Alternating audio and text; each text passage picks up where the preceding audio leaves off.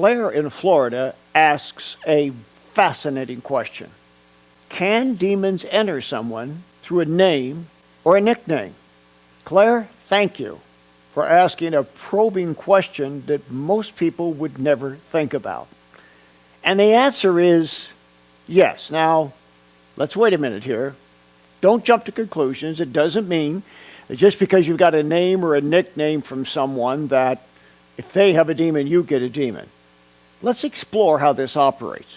First of all, this is one of those questions I can answer with a chapter and a verse.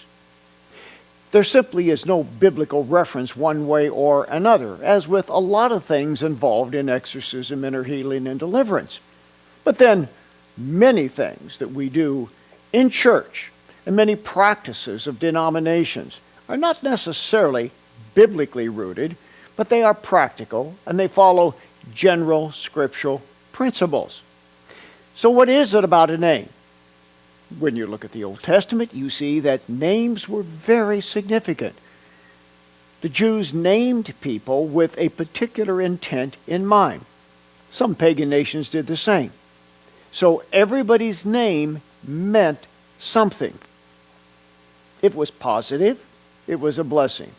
If it was negative, well, there would be bad consequences, potentially for that person, because by the name, they had been cursed. So people were careful to choose a good name with real spiritual significance. We don't do that in Western culture today and in most parts of the world. So what difference can there be in a name? It depends. Sometimes a name creates a soul tie. Oh, you may or may not be familiar with that particular term, but a soul tie simply means there is a supernatural, spiritual connection between two individuals. This can happen as the result of almost any kind of relationship. Sexual, fraternal, business, spiritual, familial, whatever the case may be. If the connection is strong enough, there is a soul connection, as in the two becoming one flesh that the Scripture speaks of with regards to marriage. But the two can become one in other kinds of ways, and one of those ways is through a name. Most instances regarding a name in North American societies is just an exercise in curiosity and likability. We look at books that list names. We go on the internet, or we ask friends, and we come up with something that sounds pretty. Or sometimes we look it up and see what the spiritual significance is of that name. Is there a positive connotation to it? Or sometimes we name them the second or the third, and we give them the same name as the father or the grandfather, etc.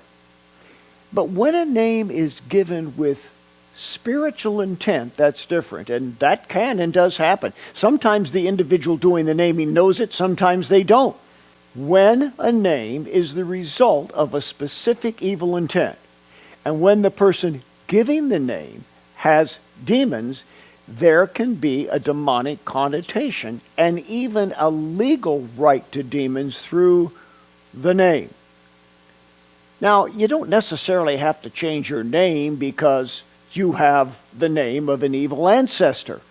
But you can break the curses and pray over that name. I've actually known of people who have changed their names. For example, I ran into a young woman on a particular occasion in one of our seminars whose mother had named her Kali, or Kali as it's pronounced in Hindi. And it's the name of a demon, a very powerful Jezebel demon. And this young woman actually had a Jezebel spirit because her mother had named her Kali, or Kelly as she called it. Her mother just thought it was a cool name. Now, sometimes, for example, in Eastern cultures like Hindu cultures and in India, people actually name themselves after a god or a goddess or what they believe is to be a beneficent deity. They may name themselves after Shiva or Draupadi or some other god or goddess. And in doing so, then that carries spiritual significance. And nicknames, if they're derogatory, can carry with it a curse of abandonment and rejection. Well, as you see, Claire, this is a very complicated question to answer, and there's no simple, easy answer one way or another, but we need to be cautious about the names we give our children, and we need to be aware that a name or a nickname can have spiritual significance. The most frequent demon that I deal with is the spirit of Jezebel, the most prevalent evil spirit of our age. This demon wants to destroy your health, your finances, your marriage, your family, and your church. Learn the tactics of Jezebel throughout history and in the time in which we live. My book, Jezebel, Defeating Your Number One Spiritual Enemy, is your key to overcoming this demon, which is more prevalent than at any time in human history. Get your copy today. Jezebel, Defeating Your Number One Spiritual Enemy.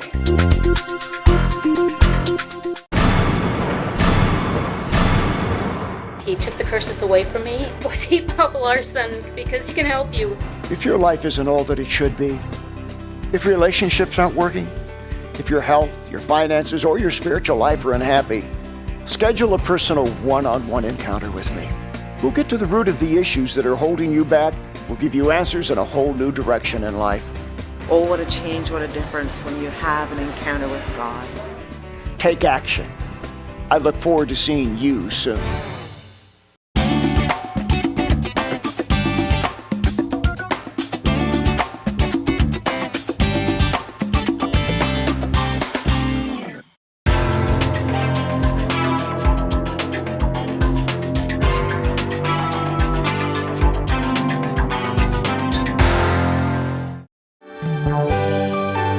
We encourage your support for this worldwide outreach to do what Jesus did. For the latest information on resources, seminars, conferences, training institutes, retreats, and international missions, go to boblarson.org. Thank you for your prayers and financial partnership.